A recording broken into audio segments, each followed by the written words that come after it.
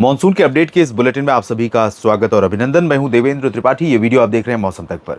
दोस्तों, कमजोर है मॉनसून, कमजोर हो रहा है फिर से मॉनसून, लेकिन इसके बावजूद आप देख सकते हैं सैटेलाइट तस्वीरें, सैटेलाइट से ली गई जो इमेज है, एनिमेशन है, वो ये बता रहा है कि देश के कई हिस्सों में बीते 24 घंटों के दौरान बादल बने हैं।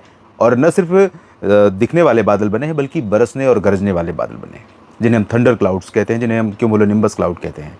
और इसके बावजूद हालांकि जितने बादल बने हैं और जिन जगहों पर बरसात हुई है वो पर्याप्त नहीं है। मानसून में आमतौर पर ऐसा नहीं होता है, लेकिन एक दिन के आधार पर हम जज नहीं कर सकते मानसून कमज़ोर है या बेहतर है। आप देख रहे हैं दो महीने गुजर चुके हैं, बीत चुके हैं, और इन 2 महीनों के दौरान भारत में जो बरसात मानसून की रिकॉर्ड की गई है वो बहुत ही अपर्याप्त रही है और बहुत ही असंतुलित रही है। आंकड़े भले ज़्यादा हों, लेकिन असंतुलित रही है। मैंने आपको बताया था कि बीकानेर या पंजाब से लेकर इधर उड़ीसा के बीच में, इधर के क्षेत्रों में ज़्यादा संभावना रहेगी 2-3 अगस्त से। लेकिन आप देखिए कि, और ये भी कहा था कि इधर वाला जो पैच होगा वो भी कनेक्ट हो सकता है, और वो कनेक्ट हुआ है यहाँ पर उत्तरी गुजरात, उत्तरी राजस्थान और आसपास के भागों के ऊपर। बीते 24 घंटों की बात मैं कर रहा हूँ, और इस समय भी बादल काफ़ी दिख रहे हैं यहाँ पर, आज यानी 3 अगस्त को शाम के समय। तो ये बादल जो उत्तर प्रदेश पर हैं, राजस्थान या उत्तरी मध्य प्रदेश पर हैं, ये कुछ जगहों पर आज रात में और आने वाले दिनों में बरसात देने वाले हैं। और गंगा के मैदानी बेल्ट पर मानसून की सक्रियता रहने वाली है। ऑफशोर ट्रफ भी एक्टिव है, साथ में एक डब्ल्यूडी कल पहुंच रहा है उत्तर भारत के पहाड़ों पर, एक डब्ल्यूडी इस समय जम्मू कश्मीर के ऊपर है। तो इन सिस्टमों के कारण सक्रियता रहेगी। साथ में अगर हम मानसून ट्रफ की बात करें तो इस समय बीकानेर से नई दिल्ली यानी दिल्ली, और दिल्ली के बाद लखनऊ, लखनऊ के बाद पटना, और पटना के बाद यहाँ मणिपुर तक पहुँच रही है। तो इस तरह से लगभग मानसून ट्रफ यहाँ पर उत्तर प्रदेश और राजस्थान और बिहार तथा पूर्वोत्तर राज्यों को कनेक्ट कर रही है। और इसके ऊपर के क्षेत्रों में कई जगहों पर बरसात, इसके दक्षिण में कई जगहों पर बरसात हो रही है। अरब सागर की हवाएं काफ़ी पहुंच रही हैं। लेकिन 2 तूफान हाल के समय में प्रशांत महासागर पर आने वाले हैं, बनने वाले। एक तो बना हुआ है ऑलरेडी, और ये 5 या 6 अगस्त के आसपास ताइवान और चीन के आसपास लैंडफॉल करेगा। और जिस समय लैंडफॉल करेगा उस समय अगर हम यहाँ पर देखें 6-7 को जब ये लैंडफॉल करेगा तो पीछे से एक और पीछा करता हुआ सिस्टम पहुँच रहा होगा। और जब ये सिस्टम पहुँचेगा, आप देख सकते हैं यहाँ से हिंद महासागर की जो हवाएं हैं, जो प्रशांत महासागर के भागों में आमतौर पर नहीं जाती हैं, बल्कि प्रशांत महासागर की तरफ से ट्रेड विंड्स जो आती हैं मानसून को सशक्त करने के लिए, लानीना या एनसो न्यूट्रल के फेज़ में जब एल नीनो नहीं होता है, तो वो हवाएं यहाँ से ना आकर के बल्कि हिंद महासागर की हवाएं प्रशांत महासागर की तरफ पहुंच रही हैं। भारत के समुद्री क्षेत्रों की हवा जो आमतौर पर इस समय मानसून को सशक्त करती है और यहाँ से पावर लेती है, वो स्थिति नहीं बन पा रही है। और इसी वजह से भारत का मानसून स्कैंटी है, स्कैटर्ड है, बहुत कमज़ोर है, और छितराए हुए रीजन में बारिश दे रहा है। कहीं पर बहुत भारी बारिश हो रही है, कहीं पर बिल्कुल कम बारिश हो रही है, या कहीं पर बिल्कुल सूखा बना हुआ है। और कुछ ज़िले, मध्य प्रदेश की बात मैं करूं, या बिहार या उत्तर प्रदेश की, हरियाणा, पंजाब, राजस्थान की, गुजरात और मध्य प्रदेश के भी कुछ हिस्से हैं, छत्तीसगढ़, उड़ीसा के भी कुछ रीजन हैं, महाराष्ट्र लेकर दक्षिण भारत के भी कई हिस्से हैं, जहां पर लोगों की ये मानसून को लेकर कह सकते हैं असंतोष है, अतृप्ति है कि मानसून यहाँ पर बरस नहीं रहा है।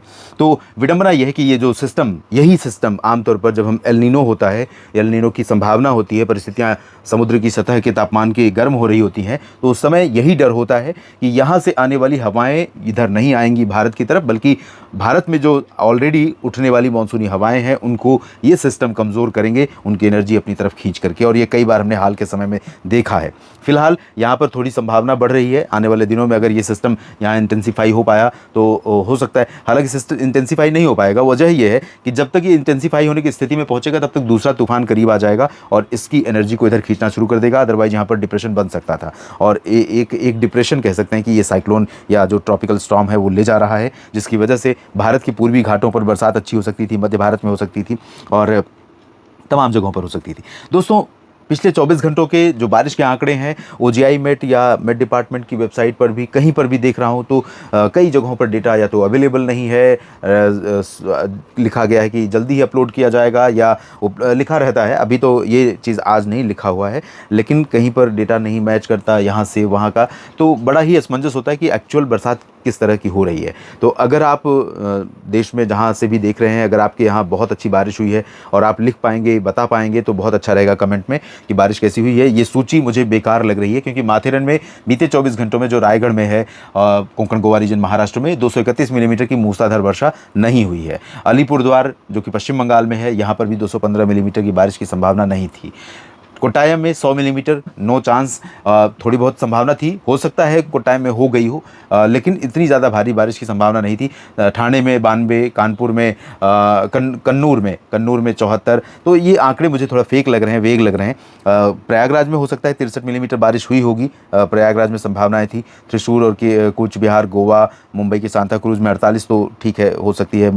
47 वाराणसी में ठीक है, पुनलुर में 46। तो बड़ा ही वेग लग रहा है। लेकिन देश भर में जो आंकड़े हैं बारिश के, इसको समझ लेते हैं। 12% की कमी रह गई है पैन इंडिया। और अलग अलग सब डिवीजन में देखें तो मात्र मध्य भारत का रीजन है जो सामान्य से 6% सरप्लस है। बाकी उत्तर के क्षेत्रों में और पूर्वी तथा पूर्वोत्तर राज्यों में और दक्षिण भारत के भागों में बारिश में कमी है, बड़ी कमी है।